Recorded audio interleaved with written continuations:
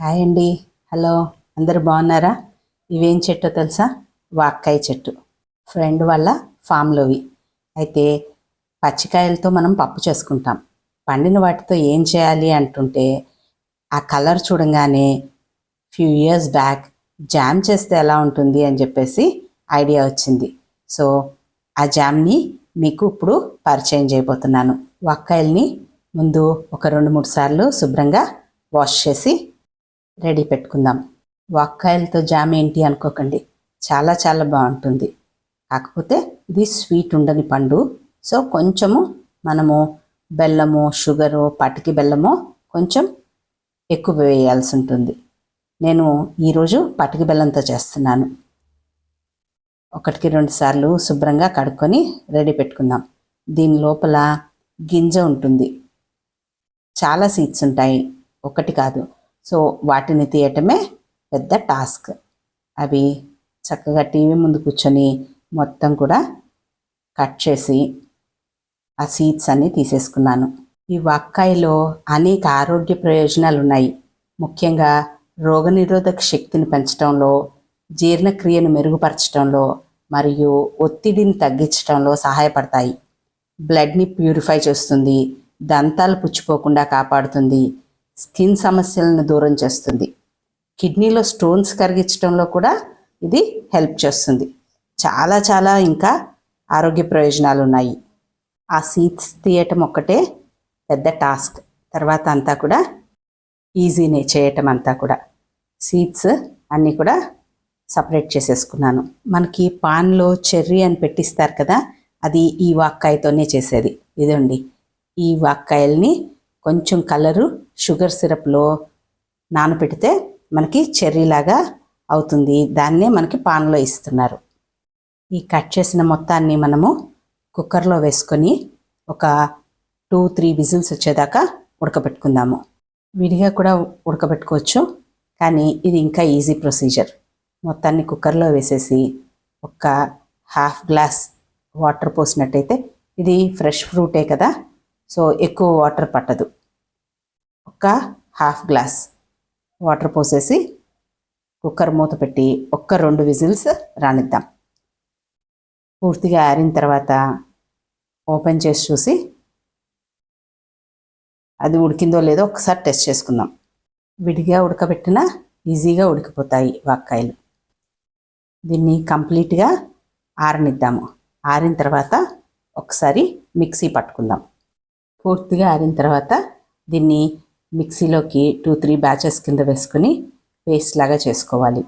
First time చేసినప్పుడు పప్పు గుత్తితో ఎనిపేసి దానిలోనే షుగర్ వేసేసి చేసేసాను.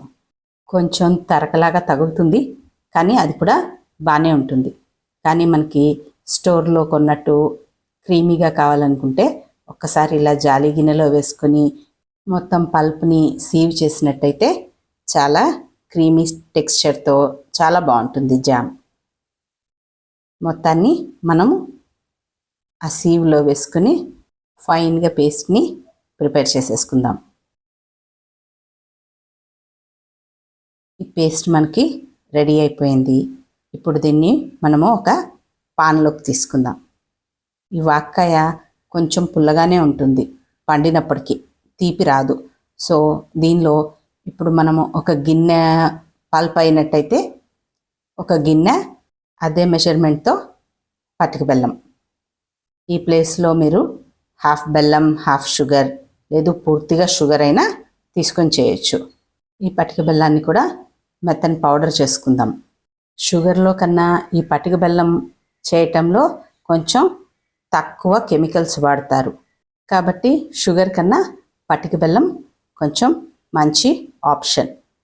సో ఆ వాక్కాయ పల్ప్లో మనము ఈ పటిక బెల్లం పౌడర్ కూడా వేసేద్దాం. వేసేసి స్టవ్ వెలిగించేసి మధ్య మధ్యలో కలుపుతూ అది జామ్ కన్సిస్టెన్సీ వచ్చేదాకా మనము కలుపుతూ ఉంటమే. ఇది తొందరగానే అయిపోతుంది. వాటర్ కూడా తక్కువే పోసాం కదా, అందుకని ఉడకబెట్టుకునేటప్పుడు మనం కొంచెమే వాటర్ పోసుకుంటే ఇది చిక్కపట్టడం తొందరగా అవుతుంది. ఈ ఆర్టిఫిషియల్ కలరు వేయక్కర్లేదు. ఎంత చక్కటి కలర్ వస్తుందో జామ్ అయితే. చిక్కపడిపోతుంది. ఇంకా కొంచెం సేపు ఈ కన్సిస్టెన్సీలోకి తీసేస్తే మనకి బ్రెడ్ మీద చపాతీ మీద స్ప్రెడ్ చేసుకోవటానికి చాలా బాగుంటుంది. దీన్ని కొంచెం గోరువెచ్చగా ఉండగా మీరు గ్లాస్ బౌల్లోకి తీసేసుకోవచ్చు. ఇలా మొత్తాన్ని స్టోర్ చేసేసుకుంటే గ్లాస్ బౌల్లో మీకు ఇయర్ పొడుగుతూ మీరు చక్కగా వాడుకోవచ్చు. దీన్ని బ్రెడ్ టోస్ట్ చేసుకొని దానిపైన రాసుకున్న, లేదు నేనైతే చపాతీలో కూడా ఈ జామ్ని తీసుకుంటాను, బాగుంటుంది. చపాతీ మీద మొత్తంని ఇలాగే స్ప్రెడ్ చేసుకొని రోల్ చేసి పిల్లలకి ఇచ్చేస్తే చక్కగా తినేస్తారు. మీరు వాళ్ళకి వాక్కాయ జామ్ అని చెప్పక్కర్లేదు. మిక్స్డ్ ఫ్రూట్ జామ్ ఇంకా బయట కొన్నది ఓన్లీ స్వీట్నెస్సే ఉంటుంది.